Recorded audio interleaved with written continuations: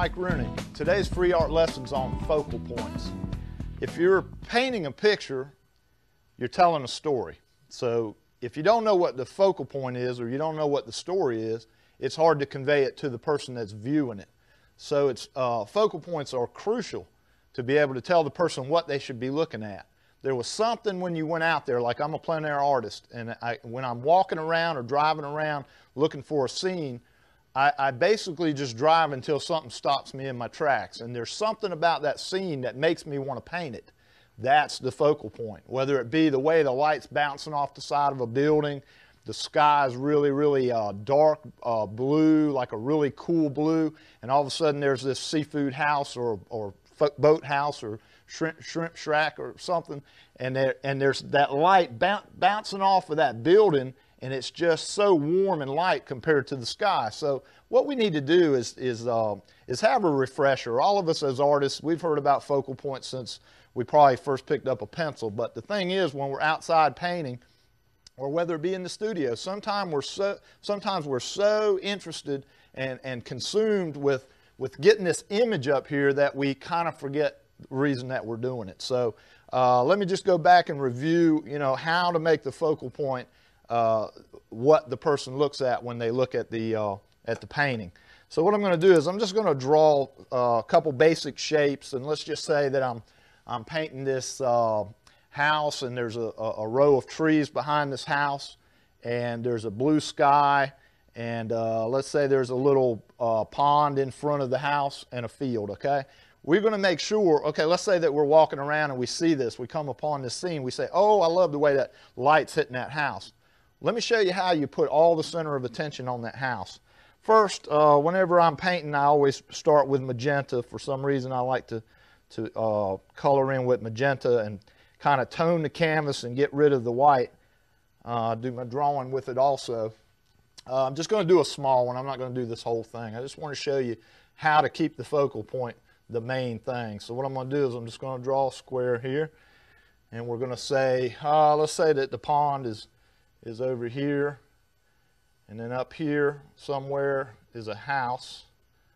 All right, we're just going to draw a little house on there, and this is all field, blah blah blah. I tell you what, let's make it. There's some trees behind here, okay, and that's the sky. So we got the house and the pond and the field. Okay, now we know that the reason we did this was because the house was being hit by light on this side right here, and it was really, really white and yellow, and we loved the way that looked against the whole scene because everything else was kind of middle to dark values. So let's just stroke in a couple things real quick. The way I always do it, and kind of give you a little mini lesson while I'm doing it too about underpainting, is I always break this down into 3 values. So I look and I say, now what's going to be the lightest value? The lightest value is going to be the thing that caught my attention. It's going to be the front of that house. So that's going to be the lightest thing. What's the second lightest thing on this whole scene? Probably the sky. So what I do is I just take thinner and just really, really make it a wash, and I make a really, really light wash. Really light, and that's almost too much. I'll take all that, and you can wipe it off. And I just want to tint that canvas. I don't want any white. So I like to have it like a nice light pink, since I said the sky was going to be cool. So I know that this is the lightest value, and this is the second to the lightest value. Probably the third lightest value is this water. So I just kind of look. You can just kind of pick some of that up and stroke it across. Now, what is the darkest value? Probably the darkest value, and that's when I add a little bit of cobalt violet to my magenta. The darkest value is the trees. So I go in there and I make kind of a bloody, it's kind of a blood red. It's cobalt and magenta, and I say that this is the darkest value, and I just stroke that in. And it's probably really dark on this roof too. Okay, so I just stroke that blood red magenta in there real quick to tell myself, hey, this is the darkest value. So I know my trees are the darkest value.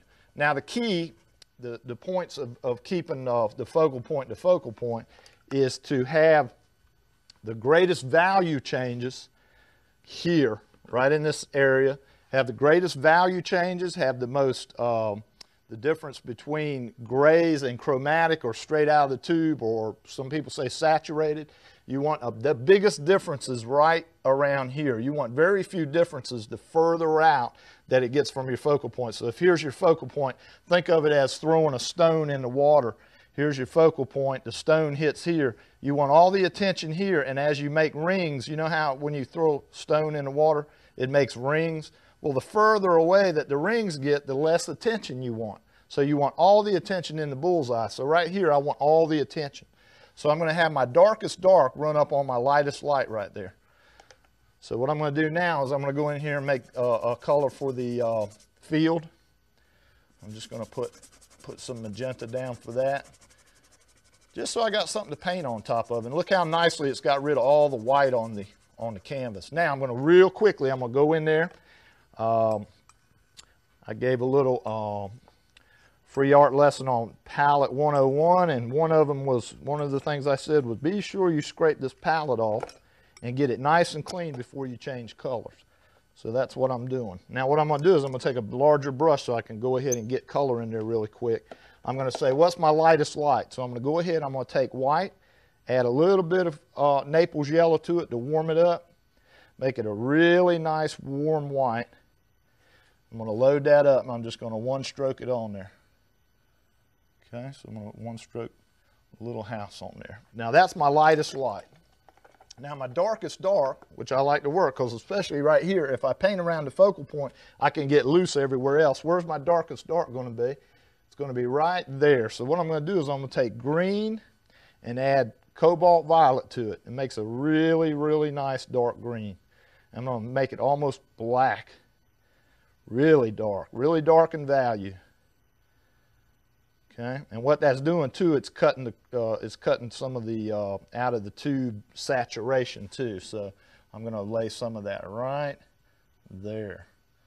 Then I'm going to go in there. I'm going to put a little bit more in different places. Just kind of paint that in. And I'm just making this up out of my head. It's not going to be a great painting, but I'm just trying to show you how to keep the focal point to focal point. So that's my lightest light and my darkest dark. So you're going to look there before you look anywhere else. Now I can go in there and paint everything else in really quickly and make sure that I keep all the attention right there. So let's say I go in and put some sky blue. I'm going to take some sky blue, add a little ultramarine blue to it. And I'm going to stroke that in real quick over top of that magenta. And I let parts of it show. Isn't that cool? Let parts of that magenta show. Now I'm going to go in there, I'm going to put, let's say, I'm going to make up the light side of the tree, so I'm going to take sap green, add a little bit of that cadmium yellow. I'm going to knock down the intensity with a little bit of gray that I keep from my scrapings. When I scrape this palette, I put it in a pile, I call it my gray, and I'm going to use some of that gray to cut down on the intensity of this green. So I'm going to put a little bit of red to knock it down even more. I'm going to one stroke that across there real quick. And see, it soaks in, that magenta soaked in, but you get these nice little red peaks shining through. So I'll go back in and I'll put another little bit of little light blue right here. That's the water.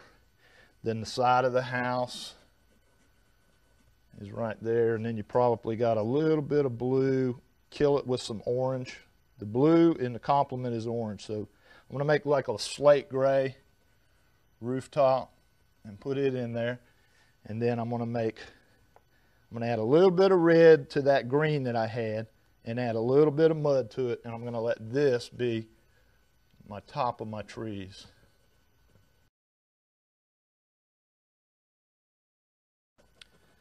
There we go. That's like the light side of the trees or whatnot.